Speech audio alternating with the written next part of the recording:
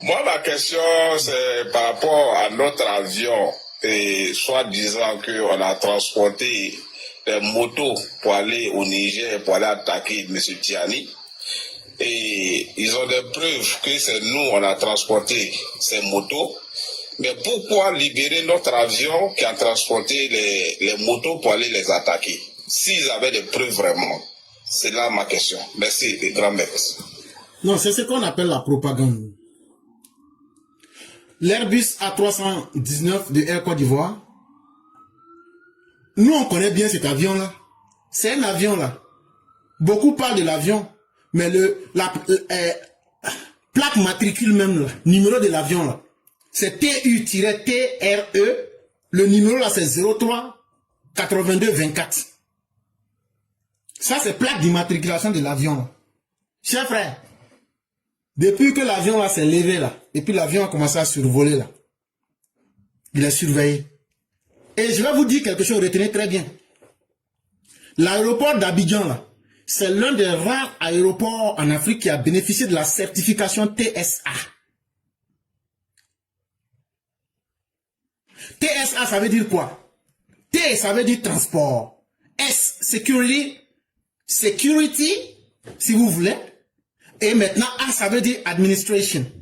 Ça veut dire le bureau de la sécurité et des transports des États-Unis. Pour avoir la certification TSA là, chers frères, souvent là, les Américains mettent des gens avec des petites choses, que même lame dans la poche. Et après là, ils vont dire, il y a telle personne qui a voyagé dans telle personne avec une lame dans la poche, mais vos agents de sécurité, ils ont traversé la douane, ils ont traversé la police des frontières, ils sont rentrés.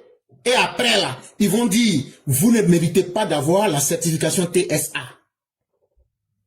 Or, il se trouve que l'aéroport d'Abidjan a cette certification-là. Ça veut dire que, même si tu veux là, faut prendre une lame, faut mettre dans ta poche. Si toi tu rentres avec l'âme dans l'avion là, tu vas pas prendre ça, c'est une arme. Tu ne pourras pas passer. Parce que vous n'allez pas me dire qu'ils sont partis avec des motos, sans incorporer les armes qu'ils ont pris pour tirer aussi. Parce qu'il faut qu'on soit cohérent. C'est pas seulement moto, hein.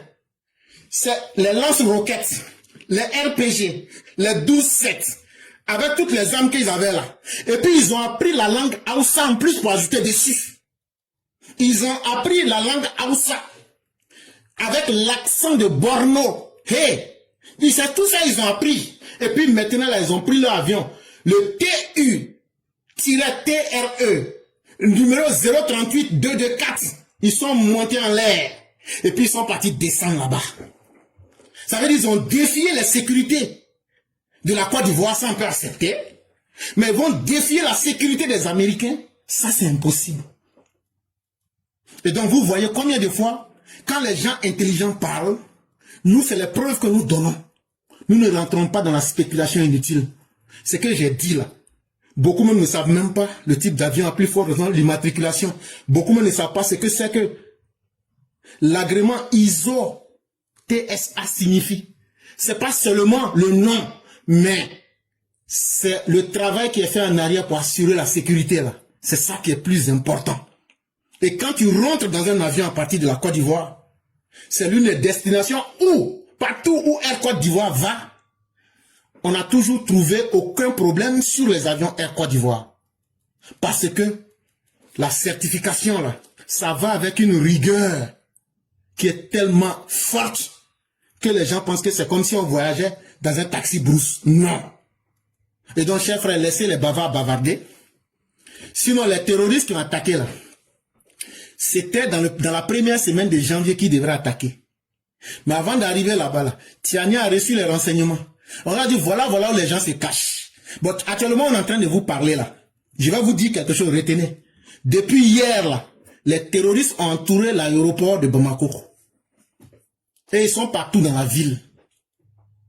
Bon, ça là encore là, quand on donne ces informations, ceux qui se souviennent très bien, même l'attaque du Niger là, j'en avais parlé.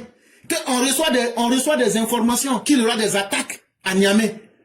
Bon, pour le Mali, là, comme eux ne savent pas, là, et que ce qu'ils veulent, bon, on va vous dire, depuis avant-hier, là, l'aéroport, c'est nous, là, c'est entouré. Maintenant, cherchez à les enlever. Même les maisons où les gens, là, dormaient, les terroristes du Niger, là, on leur a dit tout ça.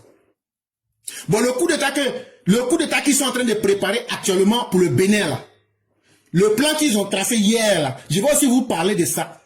Tigri, là, avant-hier, il était au Burkina Faso. Ils sont allés tracer un plan que maintenant, ils vont plus attaquer sur un front. Ils vont attaquer à partir du Togo, à partir du Burkina Faso, et puis à partir du Niger. Voilà.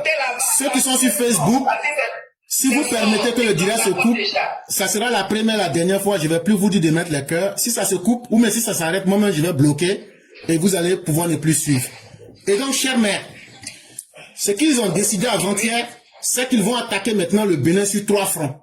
Et déjà, ils ont fait rentrer des gens au Bénin pour essayer de voir comment ce qui leur a fait défaut la première fois. Ils n'ont pas pu manipuler la population là. Ils ont déjà fait rentrer des gens au Bénin pour pouvoir avoir des points de contact, des gens qui pourront faire sortir les gens. Quand ils vont lancer les attaques là, la population, ceux qu'ils ont pu embobiner, eux vont sortir pour mélanger les calculs. Là, quand la CDA va vouloir attaquer, ils ne pourront pas tirer sur la population civile. Bon, tout ce que je viens de dire là, ça s'est pas encore passé. Bon, asseyez-vous et puis regardez, dans les 1 mois, mais dans les 2 mois qui viennent, on va voir ce qui va se passer.